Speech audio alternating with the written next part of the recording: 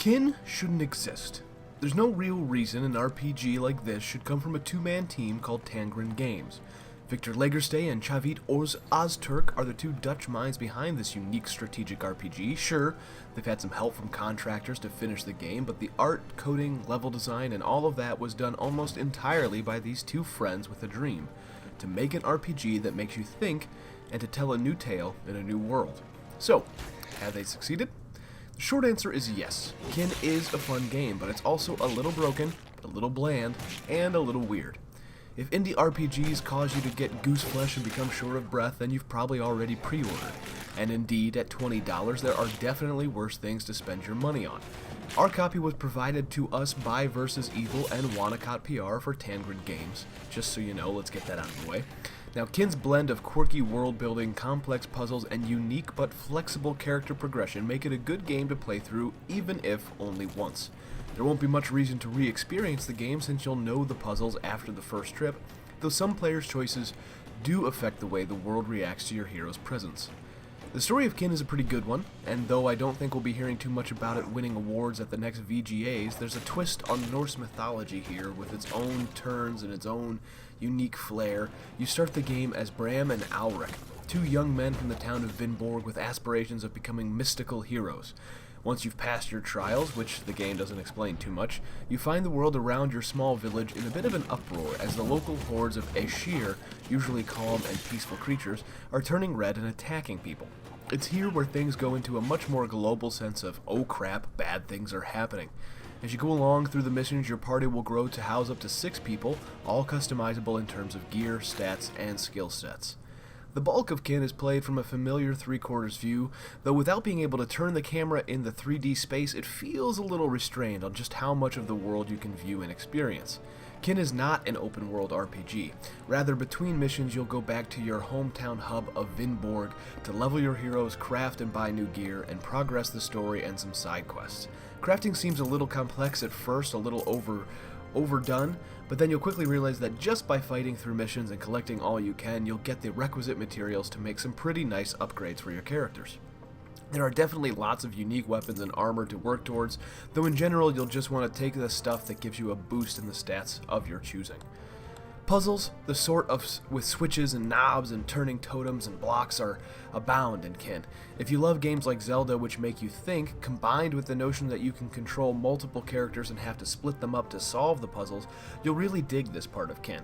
Now, like I said, it hampers the replay value since you'll know the puzzles when you go back and play through again. Remember how hard the water temple was in Ocarina of Time?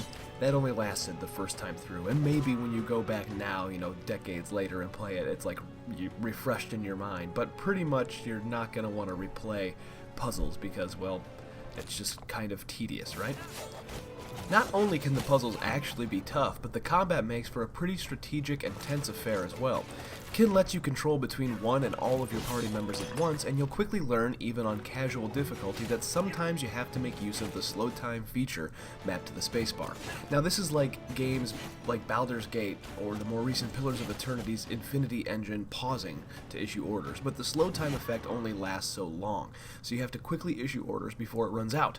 It recharges quickly enough, but believe me when I say that fights can turn sour in the blink of an eye, so you better be ready to halt what you're doing and change your course to save your characters.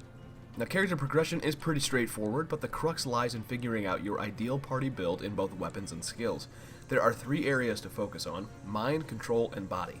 Mind is the more traditional mage skill set, while control focuses on ranger and rogue abilities like traps and snares, and finally body veers more towards berserker, tanking, and buffing.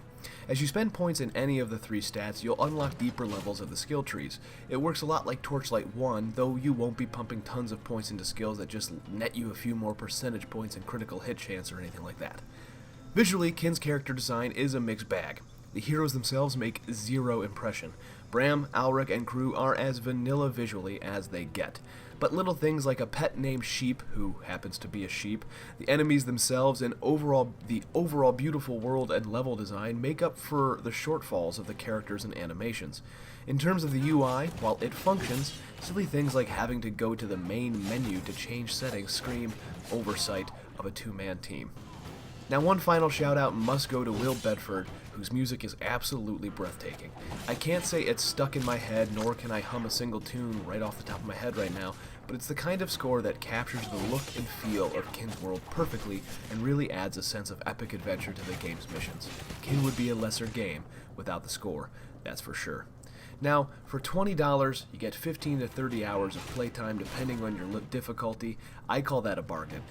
Kin's not going to go out there and, have people talking the same way Witcher 3 and Dragon Age Inquisition have, because it's just not that kind of massive, epic, multi-million dollars RPG. This is a small, intimate indie game made by two guys with a passion for RPGs and storytelling, and I suggest you give it a look. I wish there was a free trial. There's not, so you gotta take it at my word and say $20 is gonna get you a fun game, even if it's a little rough around the edges. So that's Kin. It's out now. Have fun, guys. This is Bill Murphy for MMORPG.com. You can follow us on Twitter, Twitch, YouTube, and Facebook at MMORPG.com without the dot. And as always, you can follow me on Twitter at @TheBillMurphy. Have a good one. Make sure to level up your MMO knowledge by visiting MMORPG.com, subscribing to our YouTube channel, and by following us on social media. To catch up on the week's biggest MMO news, watch our latest MMO FTW. And to see if there's a better MMO out there for you, watch one of our latest First Impressions videos. Thanks for watching.